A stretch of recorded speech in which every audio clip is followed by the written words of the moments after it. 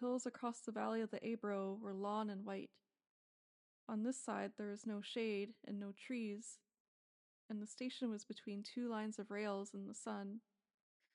Close to the side of the station there was the warm shadow of the building, and a curtain, made of strings of bamboo beads, hung across the open door into the bar to keep out flies. The American and the girl with him sat at a table in the shade outside the building. It was very hot, and the express from Barcelona would come in 40 minutes. It stopped at this junction for 2 minutes and went to Madrid.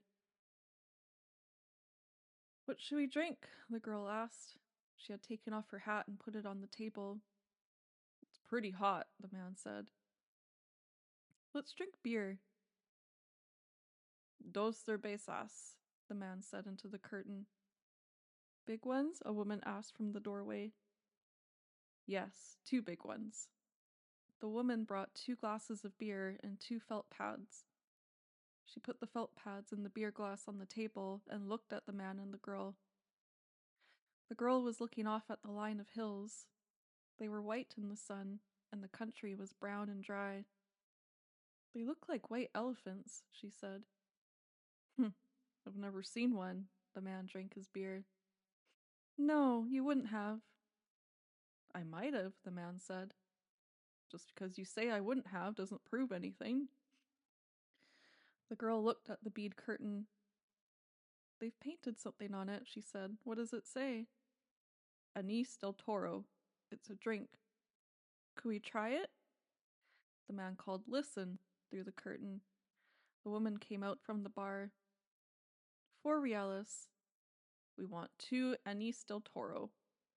"With water?" "Do you want it with water?" "I don't know," the girl said. "Is it good with water?" "It's all right."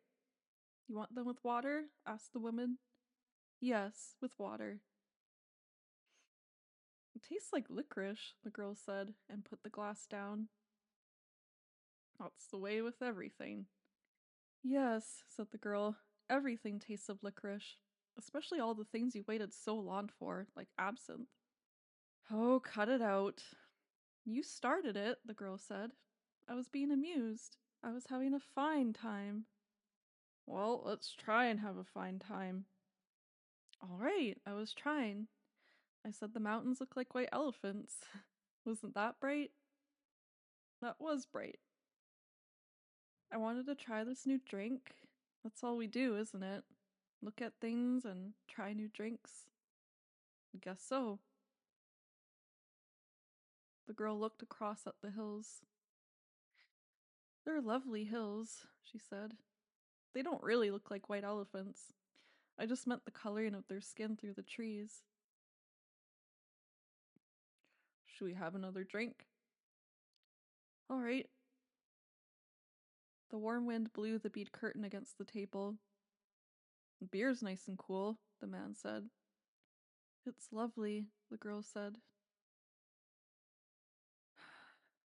"It's really an awfully simple operation, Jig," the man said.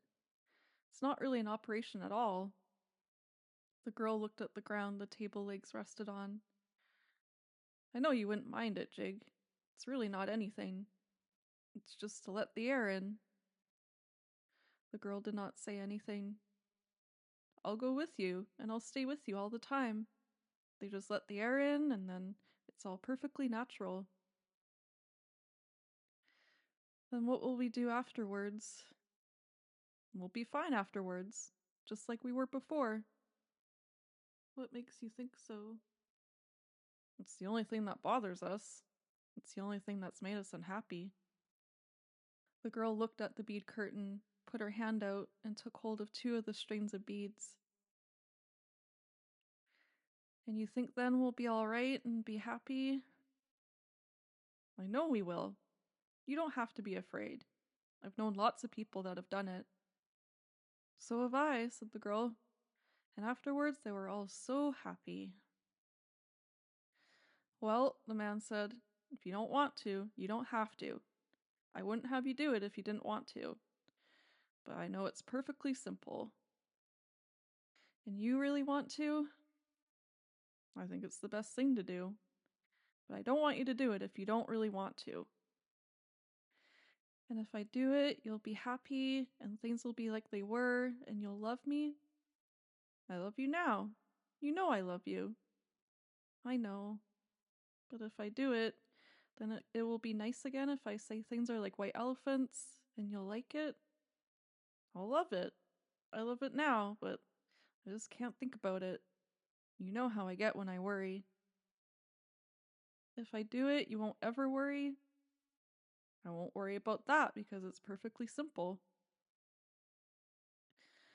Then I'll do it, because I don't care about me. What do you mean? I don't care about me. Well, I care about you. Oh, yes, but I don't care about me. And I'll do it, and then everything will be fine. I don't want you to do it if you feel that way. The girl stood up and walked to the end of the station.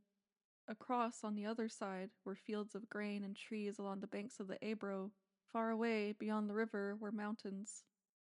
The shadow of a cloud moved across the field of grain, and she saw the river through the trees. And we could have all this, she said, and we could have everything, and every day we make it more impossible. What did you say? I said we could have everything. We can have everything. No, we can't. We can have the whole world. No, we can't. We can go everywhere. No, we can't. It isn't ours anymore. It's ours. No, it isn't. And once they take it away, you never get it back. But they haven't taken it away. We'll wait and see. Come on back in the shade, he said. You mustn't feel that way. I don't feel any way, the girl said. I just know things. I don't want you to do anything that you don't want to do, nor that isn't good for me, she said. I know. Can we have another beer? All right, but you've got to realize. I realize, the girl said. Can't we maybe stop talking? They sat down at the table, and the girl looked across at the hills on the dry side of the valley, and the man looked at her and at the table. You've got to realize, he said, that I don't want you to do it if you don't want to. I'm perfectly willing to go through with it, if it means anything to you. Doesn't it mean anything to you? We could get along. Of course it does. But I don't want anybody but you. I don't want anyone else. And I know it's perfectly simple. Yes, you know it's perfectly simple. It's all right for you to say that, but I do know it. Would you do something for me now? I'd do anything for you. Would you please, please, please, please, please, please, please stop talking? He did not say anything, but looked at the bags against the wall of the station. There were labels on them from all the hotels where they had spent nights. But I don't want you to, he said. I don't care anything about it. I'll scream, the girl said. The woman came out through the curtains with 2 glasses of beer and put them down on the damp felt pads. The train comes in 5 minutes, she said. What did she say? Asked the girl. That the train is coming in 5 minutes. The girl smiled brightly at the woman to thank her. Better take the bags over to the other side of the station, the man said. She smiled at him. All right, then come back and we'll finish the beer. He picked up the 2 heavy bags and carried them around the station to the other tracks. He looked up the tracks but could not see the train. Coming back, he walked through the bar room where people waiting for the train were drinking. He drank an anise at the bar and looked at the people. They were all waiting reasonably for the train. He went out through the bead curtain. She was sitting at the table and smiled at him. Do you feel better? He asked. I feel fine, she said. There's nothing wrong with me. I feel fine.